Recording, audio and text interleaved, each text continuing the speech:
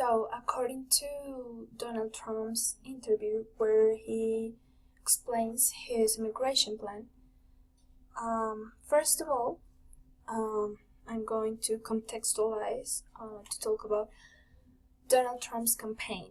And as we already know, is candidate for U.S. presidential election 2016, and we have to know the Trump's position to free trade, military interventionism, and one of the critic points, of course, is illegal immigration. And it's a critic point because his campaign has been marked for violence, protest against him, and one of the first ideas on the interview was about Marco Rubio, and Trump says that Marco Rubio is always in favor of amnesty. When he talks about amnesty, he refers to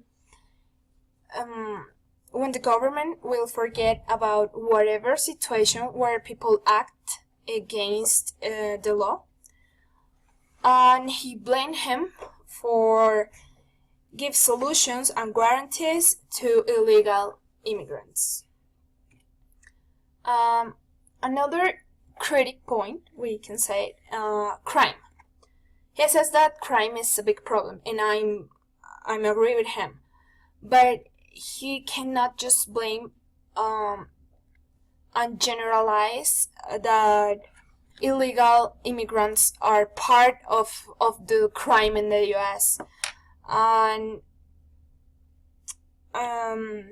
another part of the interview was, how will Donald Trump take 11 million people and make them live? That was one of the questions on the interview, and he talked about 3 ideas. The first one is build a wall, like Hitler, and he says that he can do it cheaper, because it costs like $15 billion, but he says that he can do it for $6 billion. But the thing is not to do it cheaper, is to not to do it. Other point of the interview was E-Verify. E-Verify is an employer search tool that verifies employment eligibility. That is because U.S. law requires companies to employ only people who may legally work in the United States. And that's a good search tool. I mean, me as a boss, to know what kind of person I'm employed. Another point is that they are going to give notice, and he talked about in a human way. When he talks about in a human way, he refers to not to use police officer, and he is gonna notice that he have to go, and I suppose that he's gonna give them months or weeks to leave US. The problem he mentioned, prisons are crowded of immigrants, and he blamed them again for increases of crime. The second one is that they don't pay taxes, but they talk about 5 or 10% that illegal immigrants that do it.